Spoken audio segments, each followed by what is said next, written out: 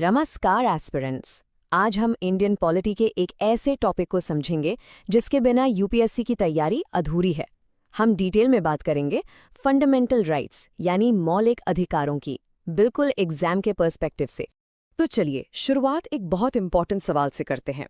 आपने previous year question papers यानी PYQ जरूर देखे होंगे और नोटिस किया होगा कि आर्टिकल्स 14, 15 और 16 से लगभग हर साल प्रीलिम्स में सवाल बनता ही बनता है।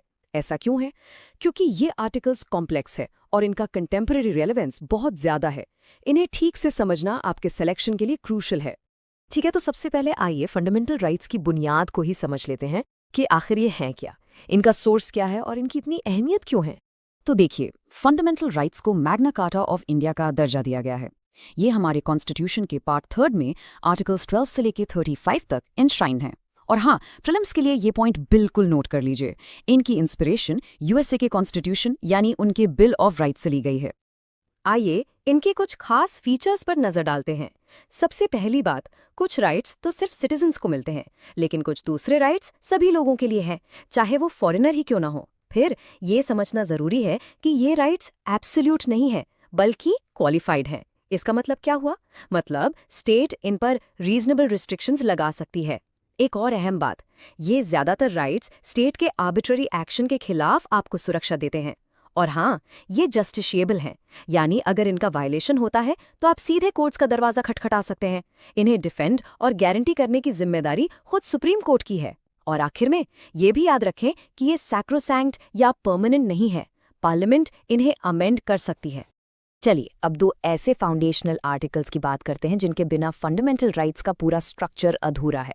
ये हैं आर्टिकल 12 और आर्टिकल 13। इन्हें समझना बहुत जरूरी है क्योंकि यही पूरा फ्रेमवर्क सेट करते हैं। अब देखिए, हम बार बार कह रहे हैं कि ये राइट्स स्टेट के अगेंस्ट मिलते हैं, तो सवाल उठता है कि ये स्टेट है क्या। इसी सवाल का जवाब देता है आर्टिकल 12।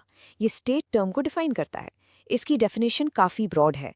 इसमें आते हैं government and parliament of India, government and legislature of states, सारी लोकल अथॉरिटीज़ जैसे म्यूनिसिपैलिटीज़, पंचायत और यहाँ तक कि LIC, ONGC, सेल जैसी स्टैट्यूटरी या नॉन स्टैट्यूटरी अथॉरिटीज़ भी।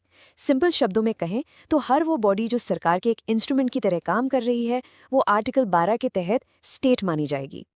अब आते हैं आर्टिकल 13 पर, जो इंडियन डेमोक्रेसी का एक रक्षा कवच है। ये आर्टिकल साफ साफ कहता है कि कोई भी लॉ, चाहे वो पार्लियामेंट ने बनाया हो या पहले से चला आ रहा हो, अगर वो फंडामेंटल राइट्स के साथ इनकंसिस्टेंट है या उन्हें छोटा करता है तो उस लॉ को वॉइड यानी शून्य माना जाएगा। और यहीं से, इसी आर्टिकल से सुप्रीम कोर्ट